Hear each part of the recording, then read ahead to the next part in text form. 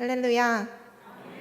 오후 예배에 나오신 모든 성도님들에게 하나님의 은혜와 사랑이 넘쳐나는 귀한 시간이 되어주시기를 간절히 소망합니다. 우리가 함께 읽은 히브리서 11장은 믿음의 장이라고 불리어지고 또 믿음의 장답게 믿음으로 살아낸 많은 사람들의 이야기를 기록하고 있습니다. 믿음으로 살아가는 것은 어떠한 삶일까요? 그리고 하나님을 감동시키는 믿음의 삶의 모습은 어떠한 모습일까요? 먼저 믿음이란 무엇인지 함께 살펴보도록 하겠습니다. 히브리서 저자는 11장 1절 말씀을 통해 믿음을 정의하고 있습니다. 믿음은 바라는 것들의 실상이요 보이지 않는 것들의 증거니. 아멘. 믿음은 미래에 속한 것, 보이지 않는 것에 대한 태도입니다. 하늘의 세계는 바라는 것의 세계요 또 볼 수 없는 것의 세계입니다. 즉 믿음은 바라는 것들을 있게 하는 것이며 보이지 않는 것을 보이게 하는 것입니다. 이스라엘의 옛 조상들은 믿음으로 역사적 증인이 되었습니다. 2절의 말씀과 같이 선진들은 구약시대의 신앙을 증거하는 증인들로 이스라엘의 역사적 전통에 서 있는 사람들을 가리킵니다. 그들은 보이지 않는 하나님을 신뢰하며 하나님이 세상을 창조하시고 다스리심을 믿고 그분의 뜻에 순종하며 살았습니다. 본문 4절부터는 2절에서 언급한 선진들이 이로써 증거를 얻었느니라에 대한 신뢰를 나열하고 있습니다. 아벨, 어떠한 관점에서 바라보면 아벨은 복받지 못한 사람인 것처럼 느껴지기도 합니다. 형에게 죽임을 당하여 삶을 빨리 마감하게 되기 때문입니다. 그러나 오늘 본문에서 보는 것처럼 성경은 첫 번째 믿음의 사람으로 아벨을 기록하고 있습니다. 아벨의 삶을 통해 우리가 바라보아야 할 것은 형 가인으로부터 살해받은 안타까운 아벨의 이야기가 아니라 바로 아벨의 믿음을 바라보아야 합니다. 아벨이 하나님으로부터 의로운 자라 하시는 증거를 얻은 것은 자신이 드린 제사를 통해 나타난 믿음 때문이었습니다. 그는 죽었지만 그의 믿음은 언제까지나 살아있는 소리가 되어 이 땅을 살아가는 그리스도인들에게 그리고 오늘을 살아가는 우리에게 교훈을 주고 있음을 기억해야 합니다. 계속해서 저자는 믿음의 선진들의 신뢰를 나열합니다. 믿음으로 에녹은 죽음을 보지 않고 옮겨졌으니 하나님이 그를 옮기심으로 다시 보이지 아니하였느니라. 에녹은 죽음을 보지 않고 하늘로 올리움을 받았습니다. 에녹이 죽지 않고 하늘로 올라갔다는 사실보다 더 중요한 사실이 있는데요. 바로 그 다음에 나오는 말씀입니다. 그는 옮겨지기 전에 하나님을 기쁘시게 하는 자라 하는 증거를 받았느니라. 하나님께로 들려 올라간 것보다 더 중요한 것은 바로 그가 하나님께 기뻐하시는 자로 인정받았다는 사실입니다. 즉 히브리서 저자는 에녹의 이야기를 통해 승천의 특별한 경험보다는 하나님을 기쁘시게 하는 것에 집중하고 있습니다. 이어지는 6절의 말씀을 우리 함께 봉독해 보도록 하겠습니다. 믿음이 없이는 하나님을 기쁘시게 하지 못하나니 하나님께 나아가는 자는 반드시 그가 계신 것과 또한 그가 자기를 찾는 자들에게 상 주시는 이심을 믿어야 할지니라. 아멘. 하나님을 기쁘시게 하는 것은 믿음과 필연적인 관계를 갖고 있기 때문에 믿음이 없이 하나님을 기쁘시게 해드린다는 것은 불가능한 일입니다. 하나님을 믿는 자녀인 우리들은 에녹의 삶을 통해 주님을 기쁘시게 하는 믿음을 바라보아야 합니다. 그렇다면 하나님을 기쁘시게 하는 삶은 과연 어떠한 삶일까요? 하나님께 나아가기 위한 유일한 전제는 하나님이 존재하시고 그가 그를 간절히 찾는 사람들과 관계를 형성하신다는 것을 믿는 믿음입니다. 우리가 어느 곳에 있든지 또 무엇을 하든지 하나님께서 함께 하신다는 믿음, 그 믿음이 우리에게 필요합니다. 또한 하나님을 찾는 믿음이 필요한데요. 하나님은 그저 우리의 곁에 존재하시는 것만이 아니라 우리가 도움을 구하기를 원하신다는 것입니다. 하나님을 찾고 찾으면 하나님은 우리를 만나주시며 또 그러한 우리의 믿음을 기뻐하십니다. 세상을 살아가는 우리는 너무나도 분주하게 살아가고 있습니다. 주일날 교회에 나와 예배를 드리는 것조차 버거운 우리의 모습을 보게 됩니다. 하지만 우리는 우리의 믿음을 지켜내야 합니다. 믿음으로 살아가는 삶이 축복의 삶이기 때문입니다. 믿음으로 살아가는 삶이 하나님이 기뻐하시는 삶이며 하나님을 감동시키는 삶이기 때문입니다. 예수님께서도 마태복음 7장 7절에서 8절 말씀을 통해 우리에게 말씀하고 계십니다.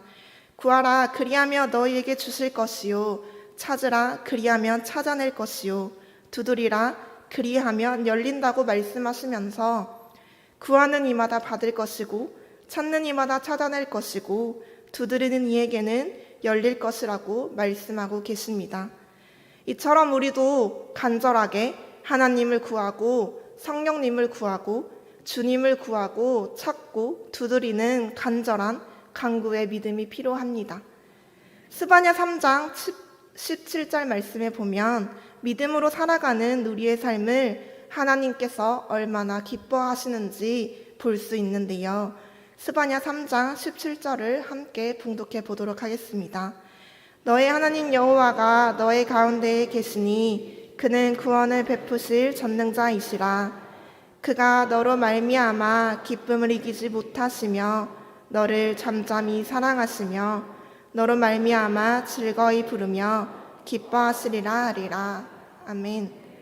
믿음의 사람을 바라보시는 하나님께서 얼마나 기쁘시면 기쁨을 이기지 못하시고 잠잠히 사랑하시며 우리를 부르고 계십니다.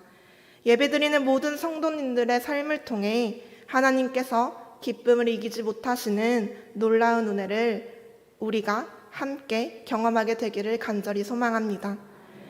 하나님께서 기쁨을 이기지 못하시는 삶, 즉 하나님을 감동시키는 믿음의 삶은 어떻게 살아내야 할까요? 첫째, 뜻을 정하고 결단해야 합니다. 성도님들께서도 잘 알고 계시는 성경인물 다니엘은 바벨론 포로로 잡혀 있을 때에 뜻을 정하여 왕의 음식과 그가 마시는 포도주로 자기를 더럽히지 아니하리라 결단합니다. 다니엘의 요구를 들은 환관장은 왕이 두려워 처음에는 거절하지만 다니엘의 설득에 결국 그 요구를 받아들여 줍니다. 뜻을 정하고 결단할 때에 하나님께서는 그 믿음을 지켜낼 수 있도록 은혜를 허락하여 주십니다. 우리가 철저하게 믿음 생활을 하겠다고 뜻을 정하고 결단하면 하나님은 우리의 인생을 책임지십니다. 지금 처한 상황이 너무나도 버겁고 너무나도 힘겨울지라도 믿음으로 이 예배의 자리를 지켜낸다면 하나님께서는 우리의 상황을 열어가실 것입니다. 믿음으로 함께 결단하기를 소망합니다. 하나님을 감동시키는 믿음의 삶을 살아내기 위해서 두 번째로 우리가 해야 할 것은 바로 그럼에도 불구하고 감사하는 믿음을 가지는 것입니다. 다니엘과 세 친구는 계속해서 죽음의 위기에 놓이게 됩니다. 다니엘은 바벨론에서뿐만 아니라 바벨론을 점령한 바사에서 총리로 일을 하게 되었습니다. 다니엘이 바사의 총리로 있을 때 다른 총리들과 고관들은 다니엘을 시기하여 다니엘을 무너뜨리려 합니다. 그러나 다니엘에게서 아무런 결점을 찾을 수 없자 다니엘이 가지고 있는 신앙으로, 믿음으로 그를 제거하려는 음모를 꾸밉니다. 바로 왕을 신격화하는 법령을 제안하는 것이었습니다. 그 내용은 왕 이외의 어떤 신이나 사람에게 30일 동안 무엇도 구하지 못하게 하고 이를 어기면 사자굴에 던져져 처형한다는 것이었습니다. 다리오 왕은 그들의 관계를 알지 못하고 조서에 도장을 찍게 됩니다. 그리고 금령이 내려집니다. 그 사실을 알게 된 다니엘은 어떻게 반응했을까요? 평소처럼 예루살렘을 향하여 창을 열고 하루 3번씩 무릎을 꿇고 기도합니다. 더 이상 기도할 수 없는 상황이었음에도 불구하고 평소에 하던 그대로 하나님께 나아갑니다. 그런데 말씀에 보면 하나님 앞에 그냥 나아간 것이 아니라 감사함으로 하나님 앞에 나아갑니다. 다니엘은 절대 타협하지 아니하고 절대적으로 믿음을 지켜냅니다. 우리가 믿음으로 살아내리라 뜻을 정하고 결단하는 삶에도 분명 어려움은 찾아올 것입니다. 하지만 어떠한 상황 속에서도 감사할 수 있는 믿음이 우리에게 필요합니다. 그럼에도 불구하고 우리가 어떤 상황 속에 처해 있음에도 불구하고 늘 감사하며 믿음으로 나아가는 우리의 삶이 되기를 간절히 소망합니다. 세 번째로 하나님을 감동시키는 믿음의 삶을 살아내기 위해서는 하나님께 인정받아야 합니다. 내가 생각하는 좋은 믿음의 모습이 아닌 하나님께서 인정하시는 믿음이 우리에게 필요합니다. 우리가 함께 살펴본 아벨과 에녹 그리고 다니엘과 세 친구들의 삶이 그러했습니다. 하나님께서는 그들의 믿음을 기뻐하시고 인정하시며 그들의 삶 가운데 함께 하셨습니다. 마지막으로 한 인물의 삶을 살펴보며 말씀을 마무리하려 합니다. 하나님께서 마귀에게 시험을 해보라고 했던 한 인물이 있는데요. 바로 욥이라는 인물입니다. 하나님과 사탄이 이야기를 나누는 장면으로 이야기가 시작됩니다. 하나님께서는 사탄에게 욥과 같이 온전하고 정직하여 하나님을 경외하며 악에서 떠난 자가 세상에 없다고 자랑하십니다. 사탄은 욥이 까닭 없이 하나님을 경외하지 않을 거라고 반박하며 하나님께서 욥에게 허락하신 그의 소유물들을 다 치우면 분명히 욥이 하나님을 배반할 것이라고 이야기합니다. 이 말을 들은 하나님께서는 단 1초도 주저하지 않으시고 말씀하십니다. 내가 그의 소유물을 다 내 손에 맡기노라. 다만 그의 몸에는 내 손을 대지 말지니라. 하나님은 욥에 대한 믿음의 확신이 있으셨던 것 같습니다. 하나님은 사랑하시는 자녀 욥의 믿음이 절대 틀리지 않았다는 것을 확신하셨습니다. 마귀의 시험 속에서 중간중간 많은 변화들이 있었지만 그럼에도 불구하고 욥은 마지막까지 하나님의 자존심을 지켜드리는 삶을 살아냈습니다. 욥의 믿음이 절대 틀리지 않았다는 것을 확신하셨던 하나님과 하나님의 생각이 틀리지 않았다는 것을 삶으로 증명해낸 욥의 모습을 통해 우리는 하나님께 인정받는 믿음을 소망하며 그렇게 살아내기 위하여 발버둥 쳐야 합니다. 뜻을 정하고 결단하는 믿음, 그럼에도 불구하고 감사하는 믿음, 하나님께 인정받는 믿음이 바로 하나님을 감동시키는 믿음의 모습입니다.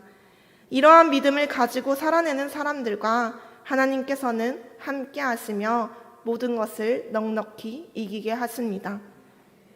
믿음이 없이는 하나님을 기쁘시게 할 수 없습니다. 믿음이 없으면 우리의 삶은 모두 무너지게 됩니다.